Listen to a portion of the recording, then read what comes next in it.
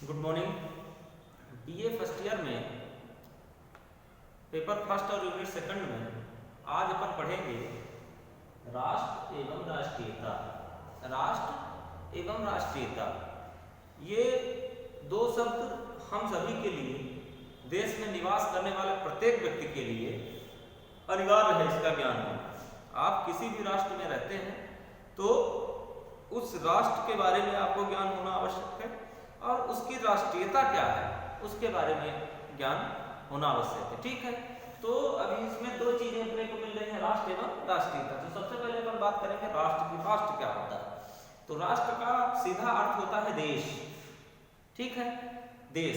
और जिस देश में हम रहते हैं उसको हम राष्ट्र शब्द से संबोधित कर सकते हैं। जैसे हम आप सभी भारत में रहते हैं, हिंदुस्तान में रहते हैं, तो हमारे राष्ट्र का नाम क्या हो गया? हिंदुस्तान, भारत। राष्ट्र अपना कौन सा हो गया? भारत। ठीक है ना। अब राष्ट्रीयता, राष्ट्रीयता का मतलब होता है किसी भी व्यक्ति के लिए कि उसको कहाँ की राष्ट्रीयता मिली हुई है, उसको कहाँ की राष्ट्रीयता मिली हुई है। जैसे मान लीजिए भारत का है तो उसकी राष्ट्रीयता क्या हो गई? इंडियन, भारतीय। राष्ट्रीयता उसकी क्या हो गई? भारतीय हो गई। ठीक ना। अब मान लीजिए कोई बाहर का व्यक्ति भारत में रहता है लेकिन वह नागरिकता भारत की ले लिया है तो उसकी भी राष्ट्रीयता भारतीय हो जाएगी। ठीक है। इसी तरह से हम अगर मान लीजिए कि किसी अन्य दुनिया के किसी अन्य देश में नागरिकता लेना चाहते हैं तो उसके लिए हमको नागरिकता अप्लाई करेंगे और नागरिकता जब हमको मिल जाएगी, मंजूरी मिल जाएगी हमको, तो हम फिर उस देश के निवासी कहलाएंगे और हमारी राष्ट्रीयता उस देश की हो जाएगी। जैसे एक एग्जाम्पल कि अगर आप अमेरिका की राष्ट्रीयता ले लेते हैं तो आपकी राष्ट्रीयता क्या, आप क्या कहलाएंगे? American, American. ठीक है ना। तो इस तरह से चीजें हैं। तो राष्ट्र के बारे में अपन पढ़ेंगे, राष्ट्र का अर्थ क्या है, राष्ट्र की परिभाषा क्या है, राष्ट्र की विशेषताएं क्या है, इस संबंध में अपन बारीकी से पढ़ेंगे। ठीक है। तो सबसे पहले राष्ट्र को समझते हैं कि राष्ट्र का अर्थ क्या होता है।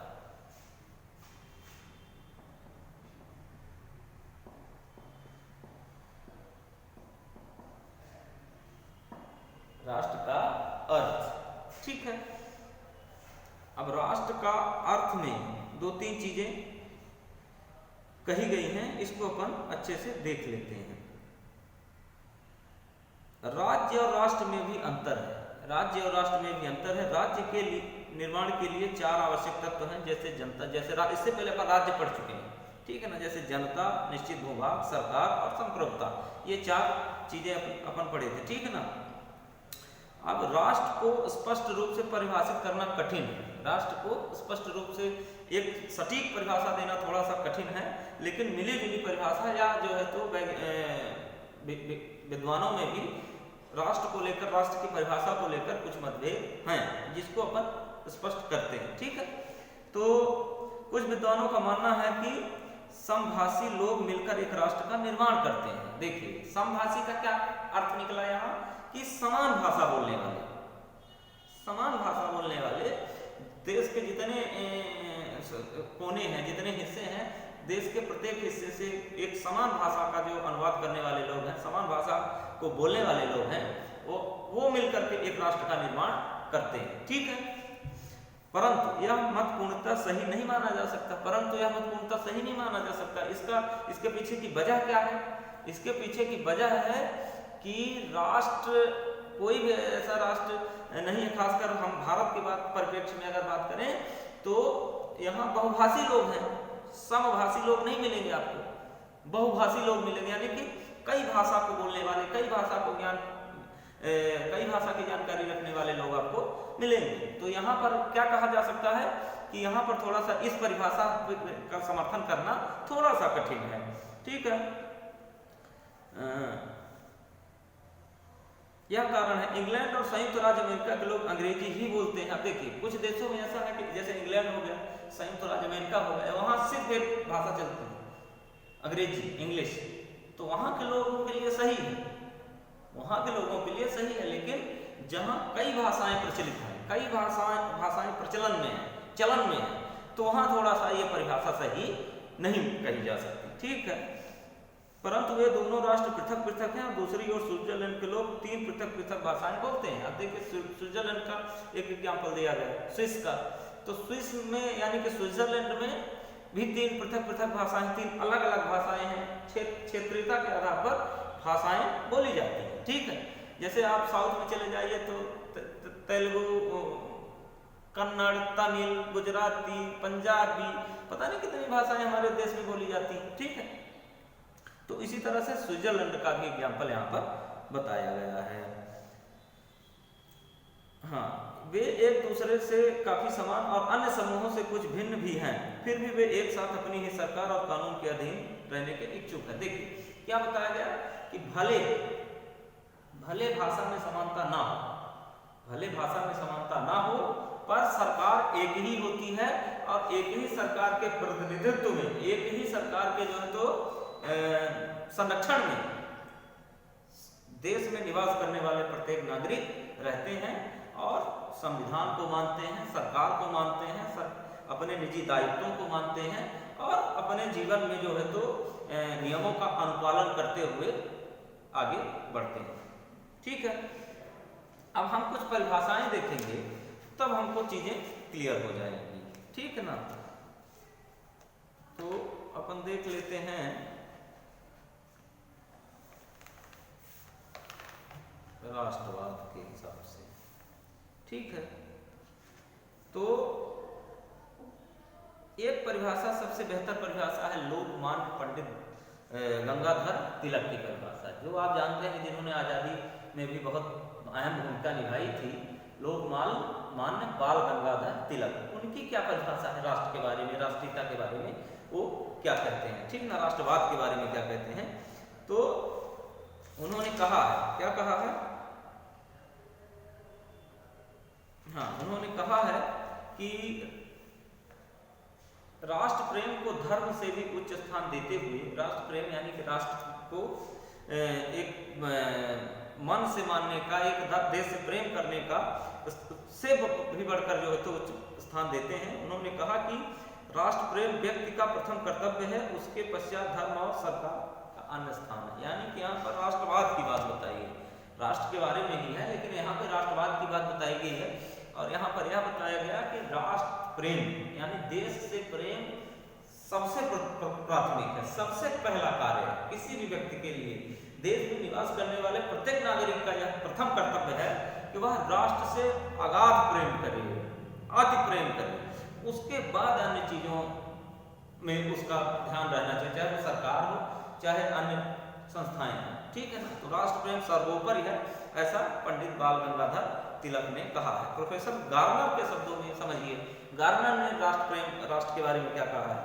तो गार्नर के शब्दों में राष्ट्र संस्कृत के रूप में संगठित एक रुपया ऐसा जन समुदाय है जिसे अपने आध्यात्मिक जीवन की एकता और अभिव्यक्ति का ज्ञान है और उसे बनाए रखना चाहता है। यहाँ पे राष्ट्र के बारे में क्या कहा है उन्होंने कि एक रूपता है राष्ट्र के बारे में। जन समुदाय, एक विशेष जन समुदाय, जितना भी जन समुदाय है वो उसमें एक रूपता का होना पाया जाता है, यानी कि जितने लोग हैं वह एक मत वाले होने चाहिए, एक विचारधारा वाले होने चाहिए, राष्ट्रवाद की विचारधारा होनी चाहिए, ऐसा गार्नर मानते हैं। और अपने जीवन की एकता और अभिव्यक्ति का ज्ञान चाहते हैं, यानी कि जो बोलना चाहते हैं, जो कहना चाहते हैं, जो अभिव्यक्ति करना चाहते हैं, वो लोग अभिव्यक्ति करें। ठीक है, और उस अपनी अखंडता एवं एकता को बनाए रखें, ऐसा प्रोफेसर गार्नर का कहना है। ठीक है, तो इस तरह से राष्ट्रवाद की परिभाषा हो गई। अब एक चीज और यहाँ पे समझने लायक है, राज्य और राष्ट्र में अंतर। राज्य और राष्ट्र में अंतर। राज्य और राष्ट्र में क्या अंतर है? राज्य क्या है, राष्ट्र क्या है? दोनों में कुछ अंतर बताए गए हैं, उसको अपन देख लेते हैं। ठीक है, तो अंतर को हम एक उसमें बांटेंगे तो समझ में आ जाएगा। पहला अंतर है भावना संबंधी अंतर। पहला अंतर क्या है? भावना संबंधी अंतर। ठीक है, भावनाएं क्या होती हैं इस विषय में अपन को देखना है। भावनाएं क्या है? तो भावनाएं एक मनुष्य की सोच है, ठीक है ना, मनुष्य जैसा महसूस करता है। भावना क्या? भावना महसूस करने की चीज है, भावना महसूस करने की चीज है।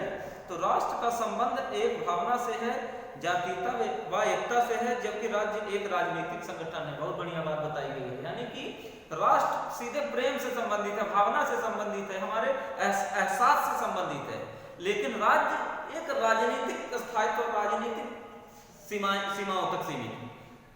राष्ट्र और राज्य में सिर्फ इतना अंतर है कि राष्ट्र से व्यक्ति भावनात्मक जुड़ता है, राष्ट्र से व्यक्ति भावनात्मक जुड़ता है, जबकि राज्य से व्यक्ति एक राजनीतिक मसले के लिए जुड़ता है, राजनीतिक कारणों से जुड़ता है। यह प्रमुख अंतर बताया गया है। दूसरा है भूभाग संबंधी अंतर। दूसरा क्या बताया गया है? भूभाग संबंधी अंतर। भूभाग संबंधी अंतर क्या होता है? तो भूभाग संबंधी अंतर जो क्षेत्रफल होता है, जो सीमाएं होती हैं, उस जो निश्चित भूभाग बताया गया है राज्य के लिए, उससे संबंधित है। तो इसको अपन देख लेते हैं। राज्य एक निश्चित भूभाग होता है, परंतु राष्ट्र के लोग दूर दूर तक राज्यों में हो सकते हैं। देखिए, राज्य का एक निश्चित भूभाग बताया गया है, जैसे कि इससे पहले अपन पढ़े थे कि राज्य की कुछ सीमाएं हैं, पर राष्ट्र कई राज्यों से मिलकर के एक राष्ट्र बनता है। तो राष्ट्रीयता की भावना प्रत्येक राज्यों में निहित है, जबकि राज्य का एक निश्चित भूभाग है, ऐसा माना जाता है। दूसरा है संगठन संबंधी अंतर। तीसरा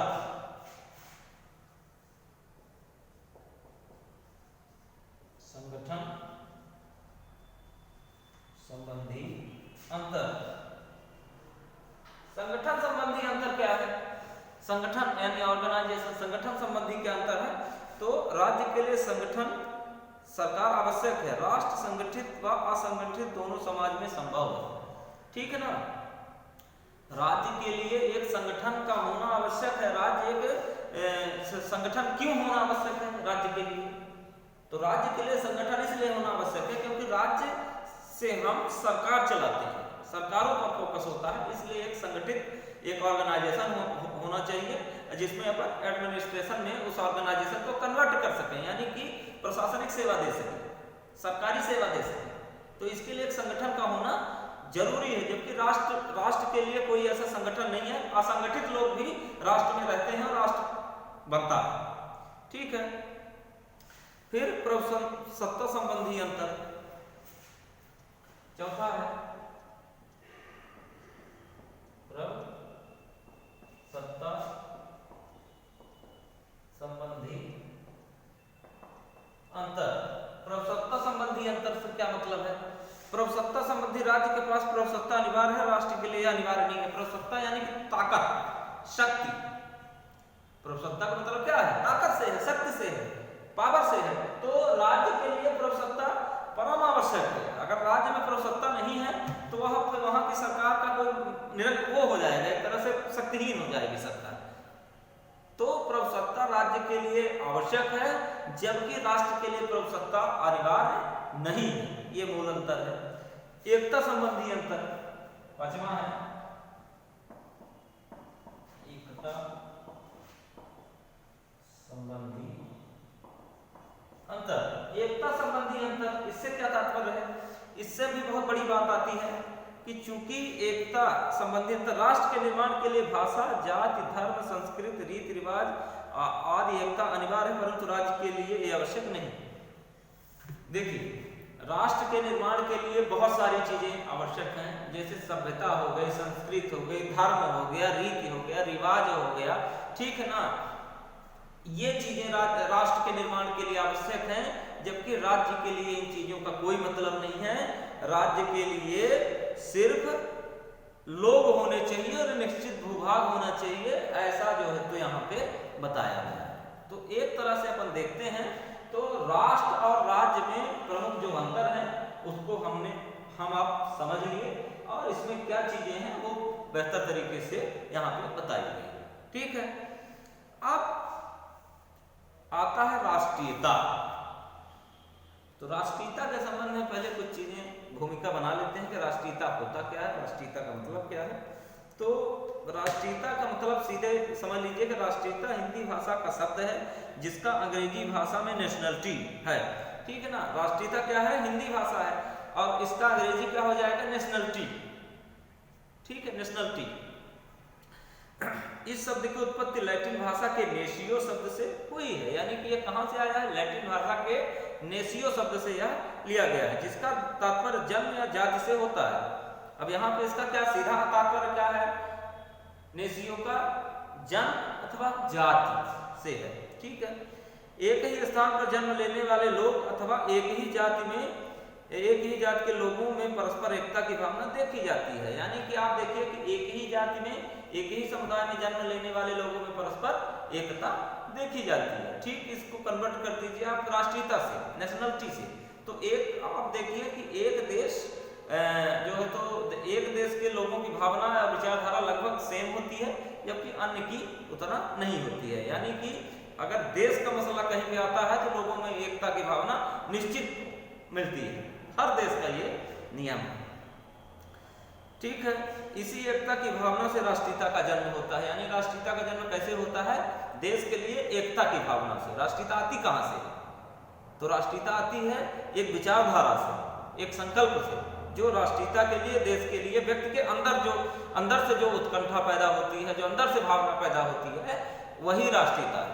जो देश और वह भावना किस चीज से प्रेरित होती है, देश प्रेम से। जो अंदर से भावना पैदा होती है काहे के लिए होती है, राष्ट्र प्रेम से, देश प्रेम से, ठीक है। तो देशभक्ति की भावना को दृढ़ता मिलती है निसंदेह किसी भी राष्ट्र की प्रत्येक संभव प्रगति के लिए, अथवा राष्ट्र भी स्वतंत्र नहीं है, उसकी स्वतंत्रता के लिए नागरिकों में राष्ट्रीयता की भावना आवश्यक है, यानी कि किसी भी देश की स्वतंत्रता तब 100% मानी जाएगी कि जब वहां के नागरिक, वहां के लोग, वहां की जनता देश से प्रेम करे, और नहीं तो किसी तरह से भले स्वतंत्र है लेकिन अंतः कलह, अंतः विद्रोह, अंदर की फूट बहुत परेशान करेगी। उससे आप यह कह सकते हैं कि देश में अंतः कलह है, और स्वतंत्रता के साथ देश डेवलपमेंट नहीं कर सकता, स्वतंत्रता से देश विकास नहीं कर सकता, ठीक है। तो ये चीजें आज आप देख लीजिएगा, कल अपन राष्ट्रीयता के बारे में और बेहतर समझा देंगे, उसकी परिभाषा समझा देंगे और अन्य चीजें भी इसमें जोड़ देंगे। Thank you.